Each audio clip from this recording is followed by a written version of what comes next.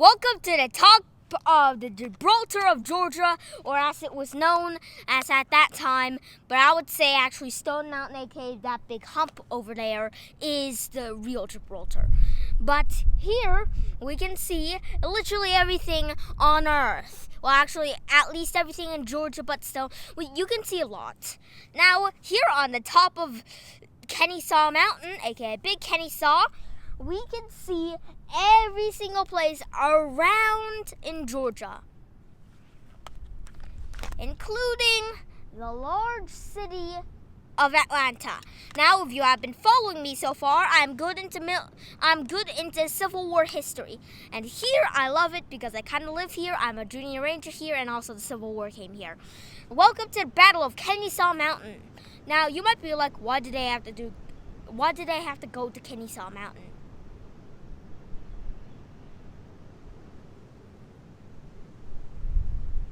I don't know. Definitely not because Atlanta's 13 miles away. Definitely not because of that. Guys, it's right there. But as you all know, oh crap, it's a mountain right there. I don't really like standing on cliffs, so I'm sorry. But you see, when you look at Atlanta, it looks pretty small, which means that's still a bit far away. So why here? Well, you see, Kennesaw Mountain is literally right on top of the railroad tracks. In May of 1864, aka the month of my birthday, murdering on somebody's birthday who is semi-famous. I'm not famous. I'm not even a celebrity. Nobody even knows. Well, yeah. But as they came down the railroad, they made it all the way to here. They fought in many places. For example, let's see if I can get them all. There's a mountain down there that they fought in. Another one down there, and another. So yeah, pretty amazing, right? Well, in Kennesaw Mountain, they decided to do this. Now, Kennesaw Mountain, as you can see, is hella tall. I'm actually currently straight on top of the peak, besides that little 3-second walk up there. But now, General Joseph E. Johnston thought that this would be a good place because, why else would people call it the Gibraltar of Georgia? So he set up defenses here. They made trench fortifications running all the way down there. There are 4-gun artillery battery. There's a 4-gun artillery battery, one there, so that they can rain hell upon the enemy. And when William Tecumseh Sherman came, he was like, oh, I can definitely just outflank this guy. And then they found out that Joseph had literally spread out his force so much that it covered all of Georgia. Ow. Okay, so if they can't flank them, then they had to do one thing. They're just going to throw their men straight in the center, aka something that had gone out of fashion about 1 century ago. So cool. It was in the modern era, and they were doing something prehistoric of the Stone Age. That's awesome. And guess what, guys? It didn't work. Who would have known? So, at night, right before 8 a.m., the officers received a telegraph transmission from William Tecumseh Sherman, aka the guy who's in charge of the entire Army of the West, or the Army of the Tennessee, or whatever you want to call it. Now, it said that they had to attack in the middle. Anywhere. It could be on Big Kennesaw, where I'm standing right now, Little Kennesaw, which is down there, or Pigeon Hill, a tiny little spur that definitely won't be very bloody. And they choose Pigeon Hill. So, when they charged up Pigeon Hill, you see, something that made it very dangerous to go charge up Pigeon Hill was because, Little Kennesaw is kind of... So, if this is Pigeon Hill and this is Little Kennesaw, it's kind of like right there. And there are a lot of big boulders made of stone, heavy stone. But a few men can push it. Yes, they did chuck boulders down from Little Kennesaw Mountain onto the Union troops charging below. So, that initial attack only lasted for about 48 minutes, which tells you about how terrible it was. Good idea using stuff from the Ice Age or the Stone Age, whatever you want. Oh God, it's freezing. Now, with all that going on, fun fact, there's another hill down there called Cheatham Hill. But Cheatham Hill, it's kind of like, not exactly that close. It's about 2 miles away. But yes, there were fortifications there. Now, I'd like to answer a few questions that you probably have in the head. If Kennesaw Mountain and Little Kennesaw and Pigeon Hill are this tiny area, why couldn't they just outflank them? Number one, I already told you about how long the troops are.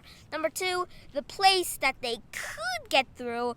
See, those were the lowlands, and it had been raining for 18 days straight. Not a good idea to go marching through a swamp. A mega swamp, the size of the Indian Ocean, I guess. So, of course, it was probably not the best idea to do that.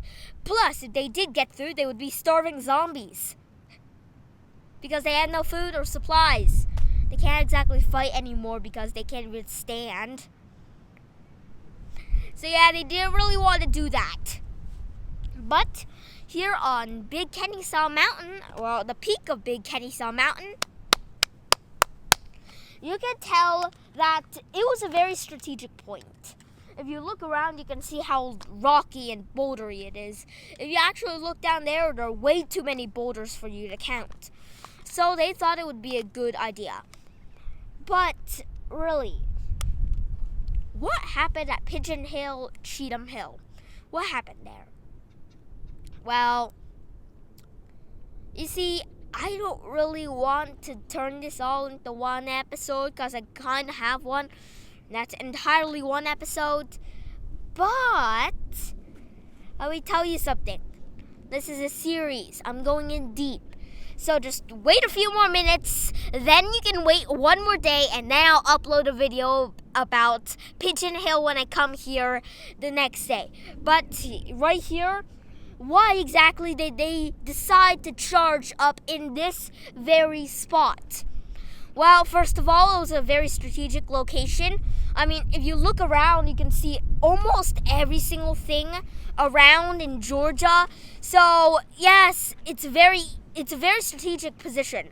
So, obviously, the Confederates, they would create the trenches down on Kennesaw Mountain because, you know, what better place to go kill people than the place where you can see people? It's basic knowledge. I mean, if you ever graduated from West Point, then you probably learned that on your first day there, where you didn't even learn anything. You probably just know that. If you want to kill people, you better do it where you can see the people, so that you don't go kill a rock or something, or a squirrel. So yes, it was a very strategic location. That was number one. Number two, you see,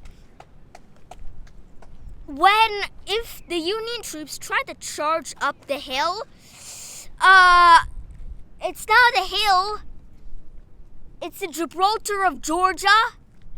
So what do you think? Does that work? No, it doesn't, guys. That's the short answer.